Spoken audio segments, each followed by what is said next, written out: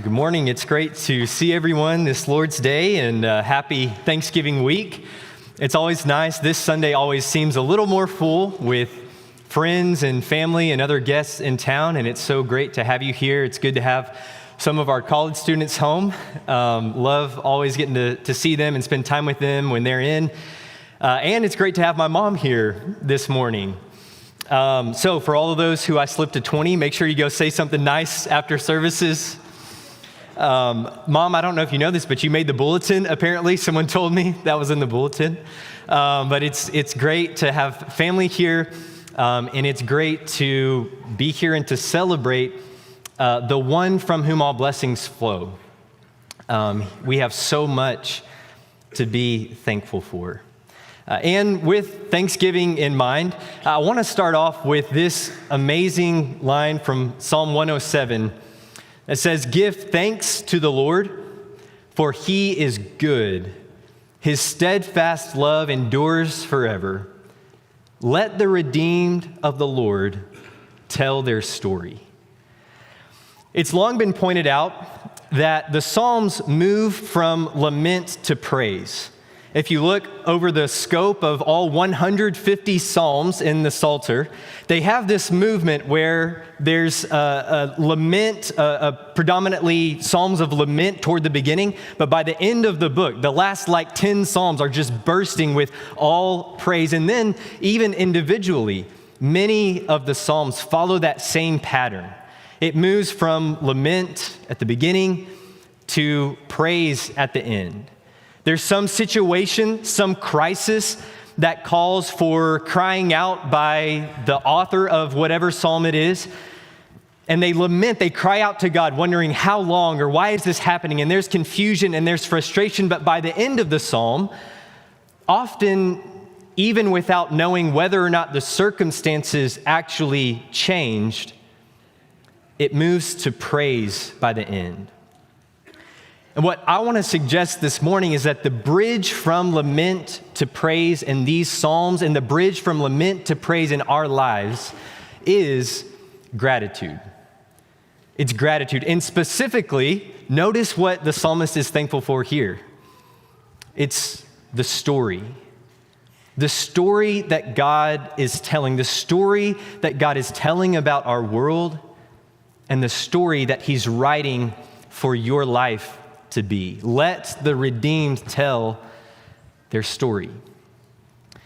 But have you ever wished that God had written a different story for you? There was a story that was written in 1856 by a great writer and abolitionist named John Greenleaf Whittier. And the story is about a man and a woman who meet at a well, of all places, very biblical.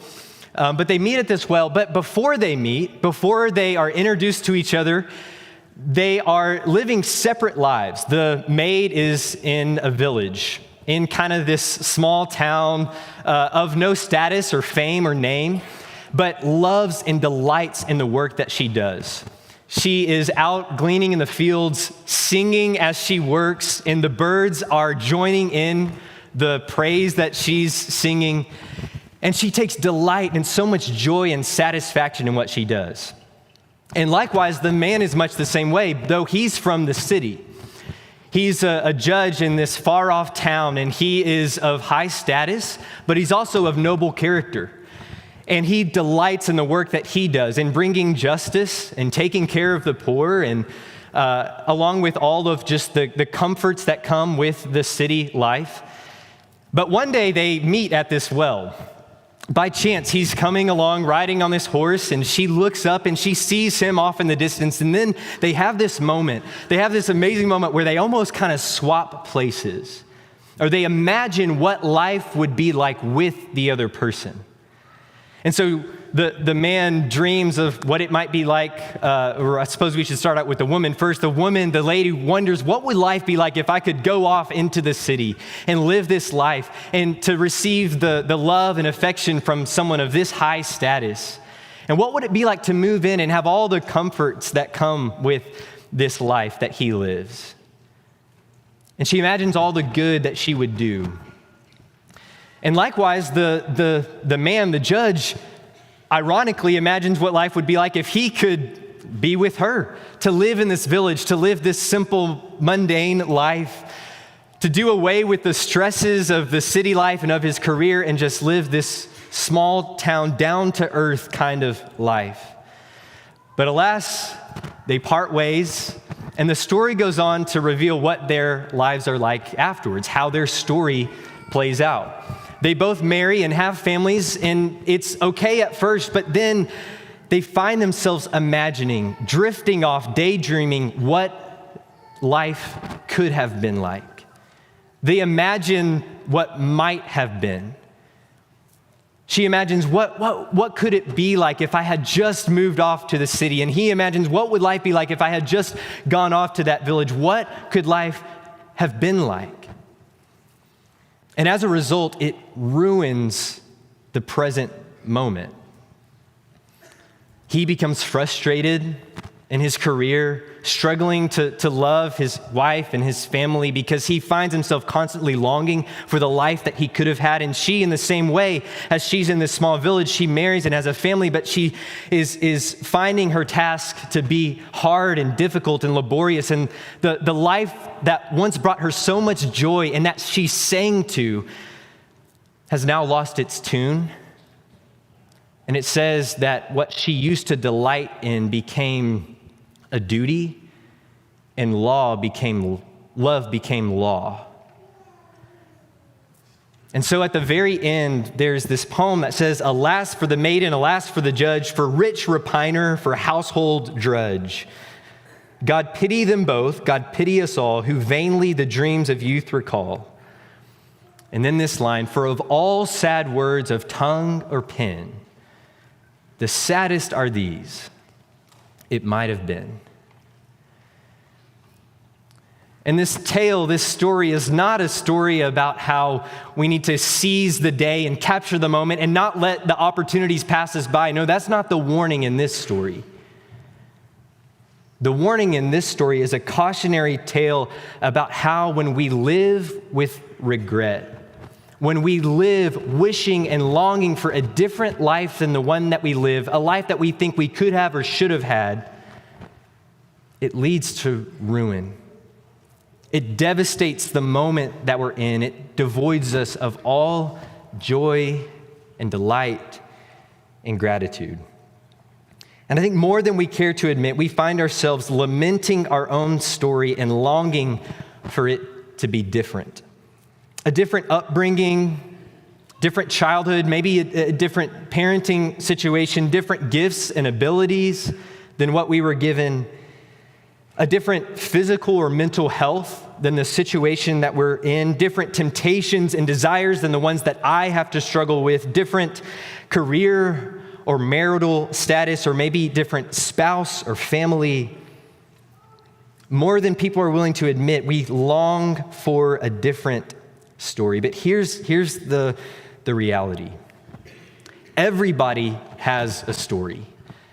You have a story, I have a story, and from the moment we're very young, we imagine what that story is going to be like and how it's going to play out, and we dream of what life could be like with all its aspirations and goals. But while everybody has a story, nobody gets the story they want. And isn't that true? There's something that I think just resonates as true. Nobody gets the story they want. And the question is, how will we respond to that? Will we, on one hand, reject it? Will we decide that, no, I'm going to dig my heels in, and no matter what happens, I'm going to try and force the story that I want to happen, kicking against God's will for my life? Am I going to resent it? Maybe accept that I can't have the story that I want, but I'm going to go about this story begrudgingly and frustrated and resentful of the life that I have to live because it's not going the way that I imagined it would be? Or will we receive it? Will we embrace the reality that nobody truly gets the story that we want, and that's a good thing? Because the author of life is writing a better story than what you or I could ever have written. And so what I want to do this morning is look at a few examples, a few stories that I think model for us these three responses, and then consider what that means for us today. On one hand, we might be tempted to reject the story that God has written for our lives. And the example that comes to mind is of Lot in the city of Sodom. You remember Abraham, they're settling into the land, and he gives Lot an option. He says, look, our herdsmen are fighting. There's strife between our kindred, so let's spread out, and I'll give you the choice. You can go left or right, whichever place you go, I'll pick the latter. And Lot looks towards Sodom, and he sees the life that he wants. He sees the story that could be. And so he says, that looks pretty good, I'll choose that. And you know how the story unfolds. Quickly, things go wrong, and it's just a disaster really from the start, but it snowballs and gets worse and worse and worse until finally God says, this city is full of so much unrighteousness. There's no one who desires to do what is right, that this place is just good for nothing but to be destroyed. There's no redemption in it. And so Abraham intercedes and he says, well, what if there's even just, he moves God down from, I believe it's 50 all the way down to 10, and then he stops. And I think the point there is that there are essentially none righteous in the city, but God still makes a way for Lot and his family to be saved. And notice what happens in verse 16. The angels come and they're essentially dragging Lot and his family out of the situation. And when he hesitated to give up on the life that he wanted, when he hesitated to give up on the story that he imagined his life would be, the angels, they grasped his hand and the hands of his wife and of his two daughters, and they led them out safely out of the city. For the Lord was merciful and gracious to them. And as soon as they had brought them out of the city, one of them said, flee for your lives, don't look back. Don't look back, and don't stop anywhere in the plain. Flee to the mountains, or you will be swept away. But Lot's wife looked back, and she became a pillar of salt. So here's a family who had a story that they desired, envisioned, imagined what it could be like. But as that story begins to fall apart, they struggle to let it go. And instead of fleeing from the city and following the story that God was leading them on, Lot's wife looks back over her shoulder and she becomes this pillar of salt. Now, I have wondered, I don't know for how long, why in the world a pillar of salt? Now, if anyone has an answer, I combed the depths of scholarship. I don't have a good answer, but I know this, that looking back at the story you wanted will leave you bitter and frozen, unable to move forward in life, just like a pillar of salt. We think about how life could have been, or maybe the way that it used to be, how it used to be so great, but now look at what happened. Look at what has happened to my life, the mess that it's become. I've lost a parent. My child has a disability that I never imagined we would be going through this. My marriage is falling apart. We're drowning in debt. Everything is falling apart. It's all going to ruin. The story that I wanted is just going up in flames. And if this disaster never ruined my life, then things would be so much better. I would be happier. I would be more joyful, things would be good, and then I could truly be thankful. If it weren't for this change in course of the story that I wanted. But what if the pain that we endure in life is actually a plot twist? What if the pain and the suffering and the changing of the story that we wanted is not to be seen just as pointless, meaningless suffering, but is in fact a change, a development in the story that God is writing for our lives? That's what makes for the best stories, right? The best stories are not the ones where we just watch and nothing eventful happens. It's all just sunshine and rainbows all along the way. No, you and I know that the best stories are the ones that come with twists and turns along the way. Sometimes, and in fact, almost every time, the greatest stories are the ones with the greatest dangers to wade through. And so what if the pain is actually just a change in direction of God taking us in a different direction, a better direction, and that the disaster and the tragedy, as confusing and painful as it might be, can actually be used by God to work all things together for good. But the challenge is that as long as we look back in rejection of where God is leading us, then we too, just like Lot's wife, will remain forever frozen and bitter, unable to move forward in life like a pillar of salt. And so that's one way that we might respond to the story that God is writing and the story that we maybe didn't want. But the other reaction we might have is to resent it. This is the idea that we go along with the story that God is writing, but we do so begrudgingly and frustratedly along the way. And it reminds me of the older brother from Luke 15. You remember the story? A man had 2 sons, and one of the sons comes up and he says, I want the share of the inheritance. In other words, you're as good as dead to me. Let me take the inheritance now. And he goes off into a far country and he squanders it with worthless living. But one day he comes to his senses as he's run out of money and he's feeding himself with the pods that the pigs ate, and he goes back home. And he's received into the Father's house, and there's joy and there's celebration. But then comes the next scene. Now the older son, he was out in the field doing his work, laboring diligently. And when he came near to the house, he heard the sound of music and dancing. And so he called to one of the servants and he asked him, what's going on? And he said, your brother has come and your father has killed a fattened calf because he has him back safe and sound. And then the older brother responds, he became angry and he refused to go in.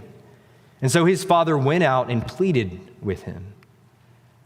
But he answered his father, he said, look, all these years I've been slaving away for you and never disobeyed a single one of your commands. Yet you never gave me a young goat so that I could celebrate with my friends. But when this son of yours, who has squandered your property with prostitutes, comes home, you kill the fattened calf for him. And then the father replied, my son, you are always with me. And everything that I have, all of this estate is yours. We had to celebrate and be glad because this brother of yours was dead and is alive again. He was lost, but now has been found. We call it the lost son, the parable of the lost son. But really, the older son is just as lost as the younger brother, right? He stayed and he served, but he did so with bitterness and resentfulness in his heart. And you know what made it worse? What made it worse was the comparison. His brother comes home and he begins to compare his life, his situation, with what's now happened and become of his brother. And all that bitterness blinded him from seeing the blessings that were all around him. And as a result, he grew just as far from the Father's heart as the brother who went off to the far country. And so sometimes we might accept that reality that nobody gets the story they want, but then go along with their role bitterly and begrudgingly, wishing day by day that it were different than the way that God has written it. We play our part as employee or spouse or parent or caretaker or whatever the role might be, but we're always wishing that things were different. And then we start to compare. We look at how happy or joyful or peaceful or blessed or successful somebody else is, and we compare that and we contrast that with our own story and the story that God is writing of our lives. And like the older son, the more that we dwell on how the story should be, we forget the good that is all around us. A great example of this, in 2019 for Christmas, we had planned this vacation to go out to the Sierra Mountains in California, and we were excited and overjoyed about this trip, and then spring rolled around. And if you don't remember 2020 very well, that was when COVID hit. And all of a sudden, all of the excitement and the joy about taking this family vacation was just out the window. No hope of traveling out there, especially not to California at that time. And all of the feelings of resentfulness and bitterness about the situation kind of rose up in me. And for a while, that made me totally miss out on the good that was all around me. What's the good? Well, this whole situation allowed me to have about 4 more months at home with my mom and dad and sister and extended family that I would otherwise have never received. And just that change in perspective helps us put everything else in a different light. Though this is a frustrating and maybe difficult situation, it ought not blind me from the good of being able to have this time with my family. And that's maybe a trivial example, but we do this with so many things in life. Something comes our way, some frustration, some change in our story, and we fail to realize the good in it, the good that was brought about. And we miss out on what the giver is trying to have us receive. And so we may reject it, we may resent it, but finally the other option is that we receive it. That we embrace the story that God is writing of our lives, not with bitterness or begrudgingly, but we receive it in trust and faith that, as Wyatt read for us a moment ago, God truly is working all things together for good. In John 6 and verse 38, Jesus said, "I come to do the will of him who sent me." Jesus' whole purpose was to fulfill God's story. You could even say, in a sense, that he is the story, the word taken on flesh. He is infleshing, he is embodying the whole story, the plans, the purposes of God, and bringing them to fruition. But there's a sense in which you could say that even Jesus didn't get the story he wanted. I want to be careful with how I say that, but I think it'll make sense in a moment. In Matthew 26 and verse 38, Jesus is there in the Garden of Gethsemane, and he said to the disciples, "My soul is overwhelmed with sorrow to the point of death." Luke would tell us that his sweat became like drops of blood upon the ground because he was so vexed. He says, "Stay here. Keep watch with me." Going a little further, he fell with his face to the ground and he prayed, he called out to God, "My Father, if it is possible, may this cup be taken from me. Yet not as I will, but as you will." And then it says that he came a second time and he prayed again, "My Father, if it is not possible for this cup to be taken away unless I drink it, may your will be done." Jesus felt the sorrow. And I don't know all of what it means, but there's some sense in which here in the garden, in the most challenging moment of his life, he wishes, he longs for, or at least he prays for his story to be different. He prays for his story to be different. But ultimately, he trusts in God, saying, "Not my will, not my story, but your will be done. And as a result, on one hand, you could say that God gave Jesus an unanswered prayer, but I believe that falls short of the reality of this story. I don't think it was an unanswered prayer. Jesus walks away from this prayer with a peace and a resolve and a power that is unshaken by the suffering and shame and agony of the cross. He wrestles with God in prayer, longing for the story to somehow be different. If there's any other way, let it be different. And he's anguished and he's vexed, sweat like drops of blood upon the ground. But when he arises from that prayer, from handing over his story to God, he emerges from that moment with a peace and power that is unshakable. And so Jesus, he did not reject or resent the story that God was writing, but he received it beautifully. And no one denies that Jesus did, in fact, live the most beautiful and compelling story. So imagine if we did the same. Imagine if we stopped ruminating on the past or trying to micromanage our future to where it was exactly as we wanted it, trying to, wishing for our story to be right rather than trusting in God to make our story right. What if we bought into that? Or the way that Jesus puts it in Mark 8, he says, if anyone would come after me, let him deny himself, take up his cross and follow me. For whoever wants to save his life will lose it.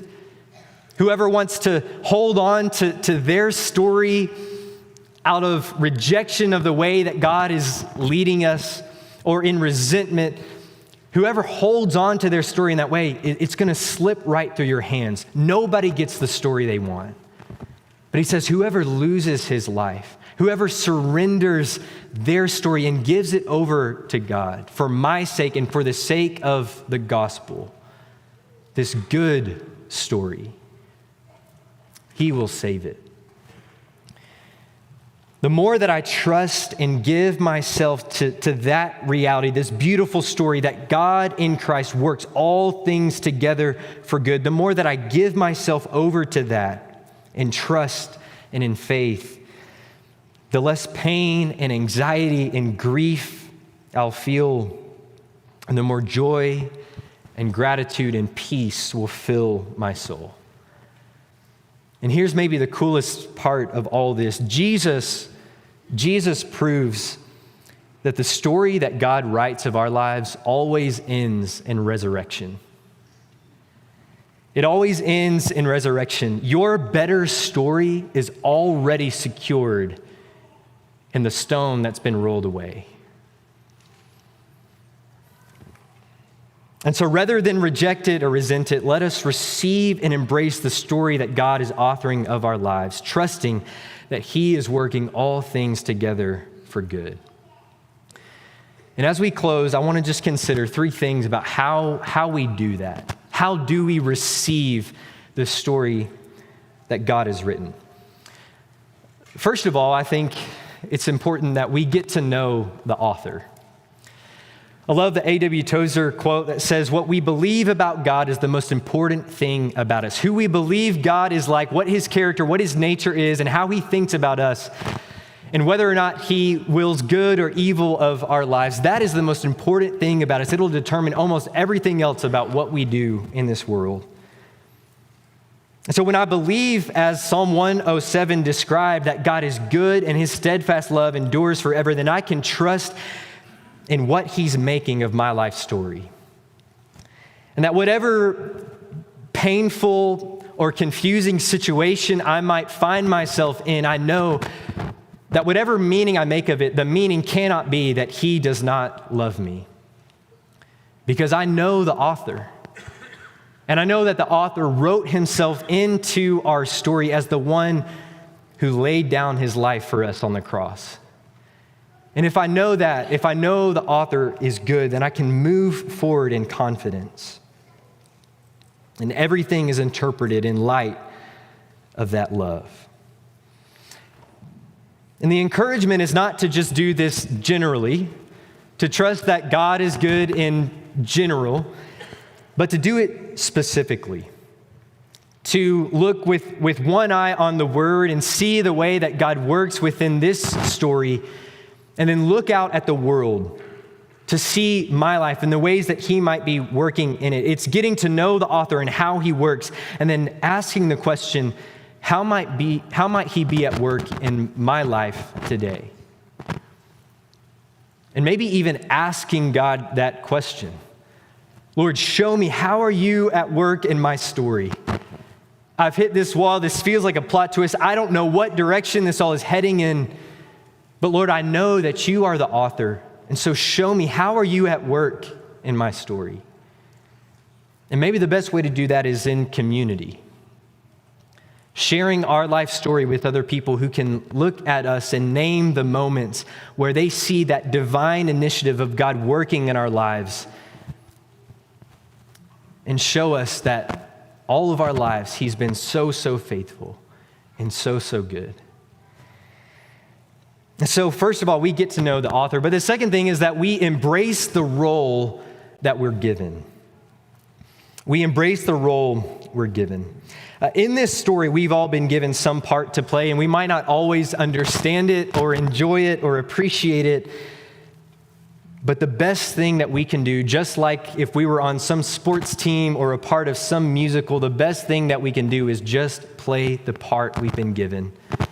Not wish that it were different, not wishing that we were perhaps the center of our story, but just embrace the role that we've received. Joseph never wanted to be betrayed, thrown into a pit, enslaved and imprisoned, but he trusted that God was the author. And that even those who meant evil upon him, God was somehow going to turn that into good. And the story that Joseph didn't want was a story that ended up changing the world. And so maybe the same is true for us. Joseph teaches us that we don't have to understand our role to play our part well. We just need to trust the author. And maybe that starts by realizing that we're not the center of the story. We're not at the center of it. The world doesn't revolve around us in the way that we want things to go. And maybe a helpful thing to realize is that God is not the center of the story either, at least not in the way that we might typically think of it. Like, if God truly is three persons of self-giving love, it's not as if there is one central being at the center of the universe around which everything else revolves. It's Father, Son, and Spirit in self-giving love. They exist for the other. Reality revolves around that self-giving love of the triune God. It's essentially for others. And if we embrace that my life does not revolve around me, but revolves around that othership that is at the heart of God, then maybe we start to play our part a little better, realizing our life is for others. And so what's your role? Whether a parent, a child, an employee, whether you are struggling or you're feeling broken or lost, embrace the role that you're given. Live for others. Love well and trust the author. And who knows what God might do through us when we just embrace that. The last thing that we could say is this: live with the end in mind. Unlike the way that most stories are told, we know how our story ends. And essentially, we could summarize it in the words that were read at the beginning of the service, that God is working all things together for good. Whatever we make of this new world, this new creation that God is bringing about, we can trust in this, that it's going to be good. That God is working all things, even the sorrow, the suffering, the pain. He's working all of those things together for good. And we might not see all of that good worked out in our lifetime, but we know where it's going and we know how it will end. And to close, I want to encourage us by going back to that story from 1856. The words that John Greenleaf Whittier wrote was that of all sad words of tongue or pen, the saddest are these, what might have been. But then right afterwards, he writes this, the last two lines of this poem. He says, "All well, for us all some sweet hope lies, deeply buried from human eyes." In other words, there is a hope despite the regret and the pain that we feel, despite our often longing for our story to be different or frustrated with the way things are. There's some sweet hope that we often can't see, that lies buried and that we struggle to make sense of. But there's some sweet hope beneath what human eyes often are able to see. And he says, and in the hereafter, angels may roll the stone from its grave away. God's going to work all things together for good. That sweet hope that lies buried from human eyes, the hope of your life, of your suffering or your pain or your trial or the story that you don't always want, somehow God is going to roll that stone away from your own life, and it's all going to make sense. And it's not just that we're going to be rescued from it, it's that even the pain and suffering itself is going to be redeemed. And that's the story that God is writing. And so, in the words of Psalm 107, give thanks to the Lord, for he is good, and his love endures forever. And let the redeemed of the Lord tell their story. Tell your story. This week, tell the story however it's being written right now, and with whatever pain and frustration and confusion there might be in it. And as you tell it, you just might find the Lord is at work, and the people around you just might be able to name exactly how God is working all things together for good. If you long to unite your story with the story of Jesus this morning, we would love to help you in that, to assist you in that. Or if you need our prayers and encouragement, we hope that you'll come forward now as together we stand and as we sing.